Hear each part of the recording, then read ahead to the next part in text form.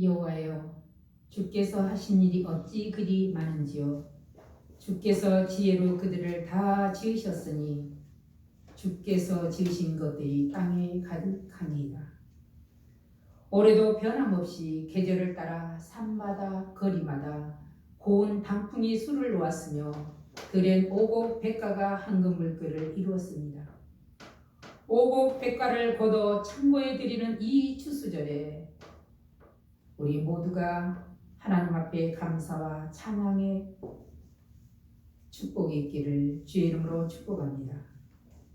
다윗은 본문을 통해 대자연의 아름다움과 창조 질서의 오묘함을 통하여 그것들이 증거하는 창조주 여호와의 존재와 그분에 대한 품성과 사역의 위대함을 찬양하면서 모든 성도들에게 여호와의 부요하심을 찬양하라고 촉구하고 있습니다. 다윗이 여호와를 송축하는 데는 여러 가지가 있습니다. 먼저는 하나님의 창조 섭리와 그 모든 피조물에 대한 그분의 통치의 관대함입니다. 우리는 조금만 눈을 들어 주위를 살펴보면 하나님의 위대하심을 금방 알 수 있습니다. 우리의 인생이 하나님을 인정하든 인정하지 않든지 하나님은 전 우주 만물의 창조주시오 인류의 주인이시오.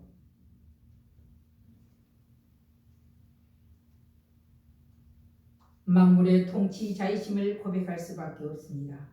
그 위대하신 하나님 앞에 우리 인생들이 해야 할 일은 겸허하게 하나님의 임재와 은총을 기다리는 것입니다.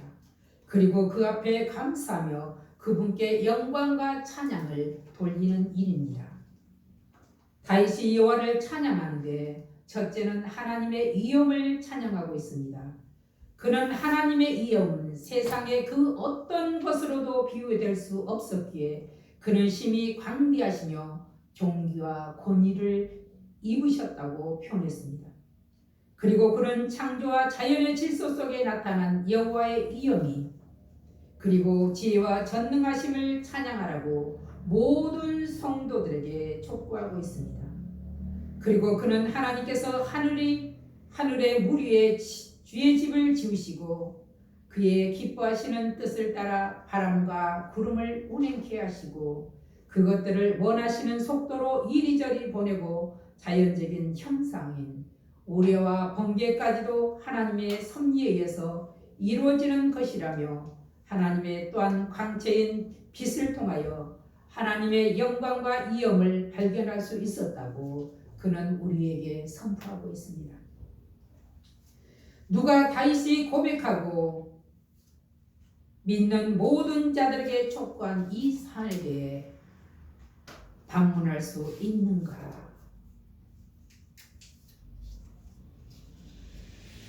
세상에 존재한 모든 만물은 빛이 없으면 존재할 수가 없습니다. 그런데 인간은 특별하게 또 다른 빛, 하나님의 생명을 소유하지 않고서는 영원한 삶을 누릴 수가 없습니다.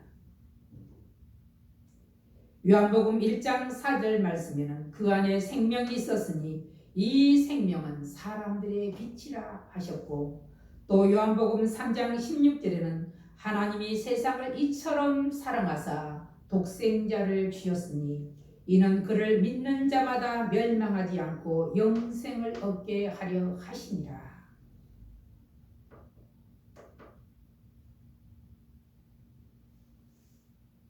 이스라엘의 영도자 모세는 하나님을 온 우주의 하나님이시라고 고백했습니다. 이는 곧 하나님을 세상의 주인이요 인류의 주인이요 곧 나의 주인이라는 고백입니다. 이렇게 모세가 하나님을 찬양하고 있는 이유는 그 자신이 경험한 바를 간증하는 것입니다.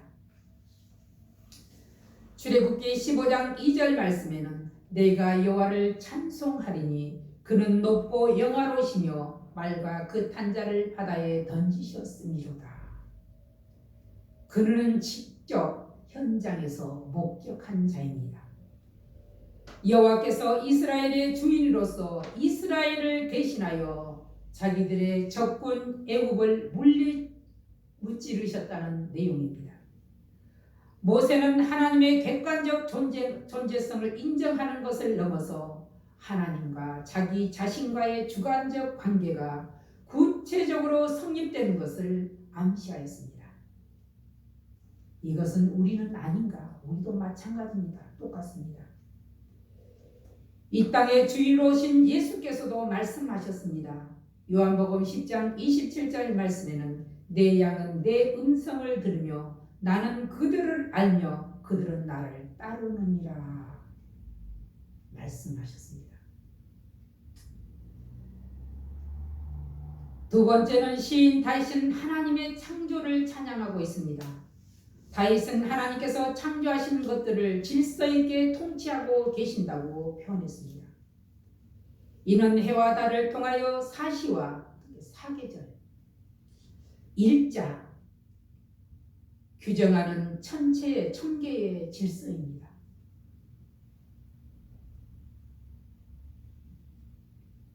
감히 누가 이 천개를 다스릴 수 있는가? 하나님만이 할 수 있는 일입니다.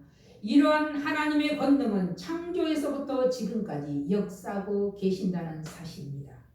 우리는 그 안에서 먹을거리를 찾고 또 쉼을 얻고 하나님의 은혜를 누리고 살고 있습니다. 들짐승들은 사람이 쉬는 어둠을 틈타 활동하게 하셨습니다.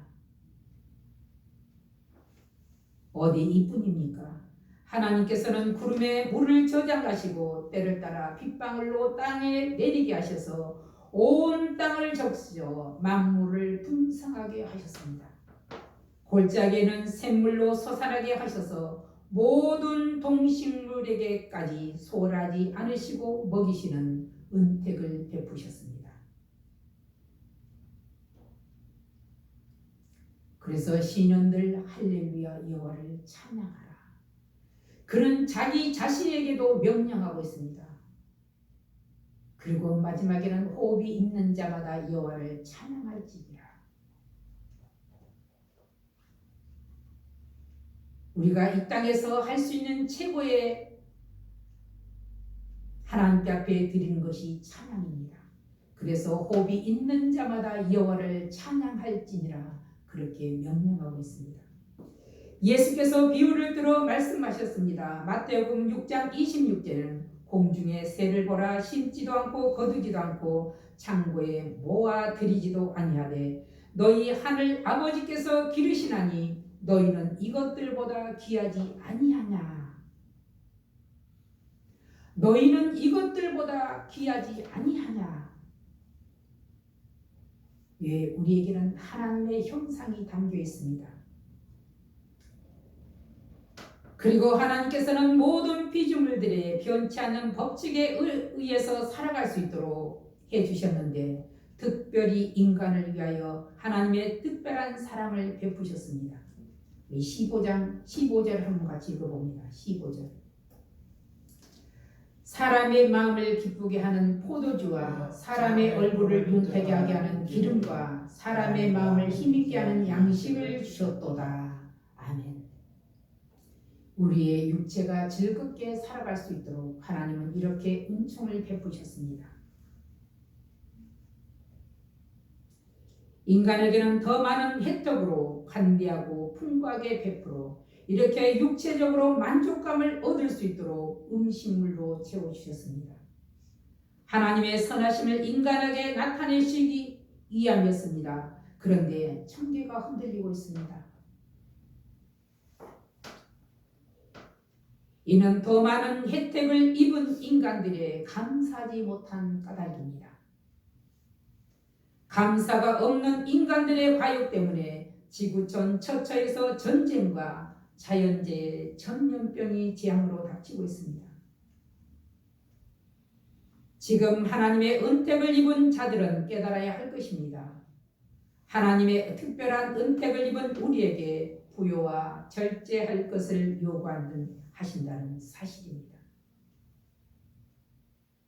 세 번째는 하나님의 섭리를 찬양하고 있습니다. 19절 한번 같이 읽어봅니다. 19절.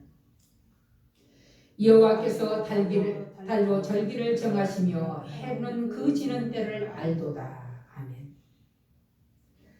다윗은 하나님의 섭리를 해와 달이 서로 교차하는 과정에서 나타난 아름다운 조화에서 찾았습니다.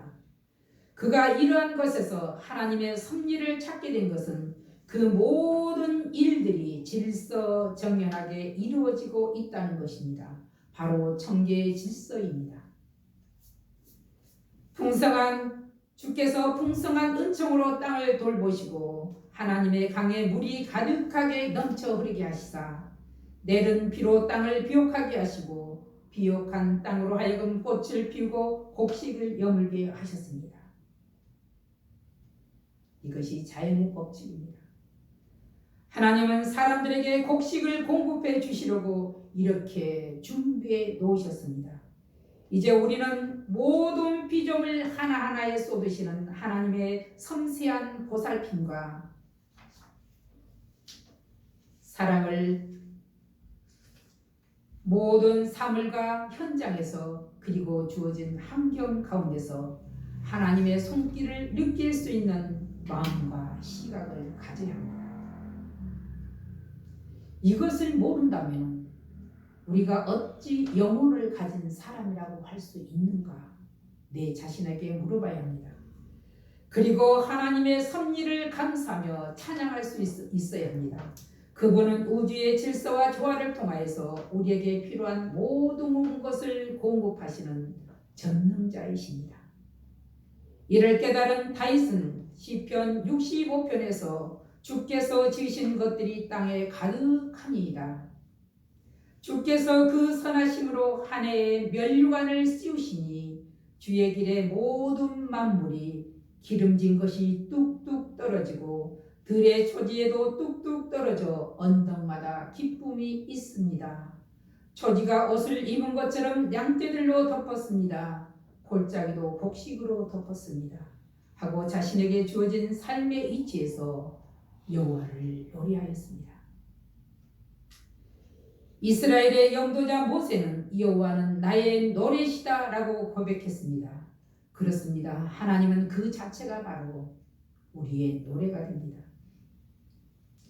믿는 자도 믿지 않는 자들도 이 땅에 사는 동안에는 슬픔도 기쁨도 당면하게 됩니다. 그런데 다윗은 본문을 통해 하나님은 믿는 자들에게 시련 속에서도 슬픔 속에서도 기뻐하고 찬양하라고 교훈합니다. 그리하면 어떤 상황에서든지 주님께서는 우리와 함께 하시고 이루와 평화를 체험할 수가 있다는 것입니다. 며칠 전 중환자실에 계신 아버지 유본두 장로님을 면회했습니다. 당면한 현실은 자신의 의지로는 아무것도 할 수 없는 그야말로 내 몸을 타인에게 그대로 내어맡긴 상태입니다. 그런데 그 가운데서도 감사했습니다. 그래도 말할 수 있어서 다행이지. 수차례 죽음의 사선을 넘나들었으면서도 참아야지. 감사해야지. 그는 살아있음에 감사했습니다. 감사는 최고의 노래입니다. 내일 어떤 시련이 닥칠지 알 수 없지만은 우리가 주님께 노래할 것은 이 세상 끝날까지 주께서 항상 우리와 함께 하시기 때문입니다. 오늘 본문의 시인처럼 우리의 혼과 영으로 풍성한 이 계절 주심을 감사로 노래할 수 있기를 주의 이름으로 축복합니다. 풍성한 계절 주심을 감사로 노래하려면 첫째로 나를 지으신 창조주 하나님의 그 오묘하신 솜씨를 알아야 됩니다. 저는 어느 날 발견했습니다. 내 손바닥을 가만히 들여다보는데 이 손금 하나가 얼마나 정교한지, 이 손바닥에 이 손금이 없다면 물건을 집을 때 금방 미끄러서 떨어질 것입니다. 그리고 세수를 할 때도 잘 씻겨지지도 않을 것입니다. 얼마나 손을 정교하게 만들으셨는가. 손바닥 하나라도, 손마디 하나만이라도, 하나만 보더라도 얼마나 잘 만들었는지. 내가 내 아이를 낳다 할지라도 내가 그 아이를 만들 수 있는가? 없습니다. 그래서 하나님께서 욥에게 물으셨습니다. 욥이 하나님 앞에 감사가 부족할 때 하나님께서 그에게 물으셨습니다.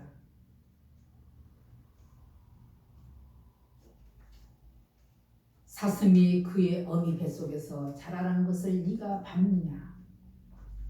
그 뼈마디가 어떻게 자라는 것을 네가 봤느냐? 눈이 창고에 쌓여서 어떻게 떨어진지 네가 아느냐? 많은 것을 물어봤을 때 한마디도 그가 대답할 수 없었습니다. 그래서 그가 하는 말이 그렇습니다. 주여 부끄럽습니다. 내 입을 내 손으로 가릴 뿐입니다. 그랬습니다.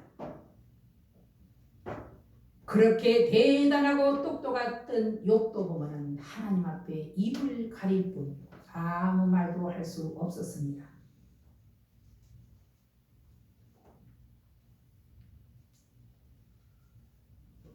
나를 지신 창조주 하나님의 오묘하신 솜씨를 느낄 때에 바로 하나님의 작품, 특별한 은택을 입은 나를 사랑합니다. 그리고 이웃도 자연도 사랑합니다. 자연을 사랑하는 사람은 자연의 법칙을 무시하지 않으며 자연의 법칙에 순응합니다. 마치 씨앗 하나가 심겨져서 한 그루의 나무가 되어 열매를 맺기까지 햇빛과 바람과 비 여러 가지 필요한 영양분을 공급받아 열매가 가능한 것처럼 말입니다. 하여 누구든지 하나님의 때를 무시하고는 하나님의 은총을 입을 수 없으며 하나님의 법칙을 지킬 때야 비로소 하나님의 은총을 입어 결실의 풍년을 맞게 됩니다. 자연의 법칙이요 하나님의 법칙입니다. 두 번째는 특별한 은택을 입은 우리는 영적 법칙도 따라야 영적 풍년을 맞게 됩니다. 풍성하고 알찬 열매들은 오랜 시간 비바람과 병충해와 싸워 이긴 나무라야 알찬 열매를 맺는 자연의 법칙과 같이 우리 신앙생활도 마찬가지로 세상으로부터 불어오는 온갖 유혹과 핍박과 된소리를 맞고 견디어낼 때야 비로소 성령의 열매를 맺을 수가 있습니다.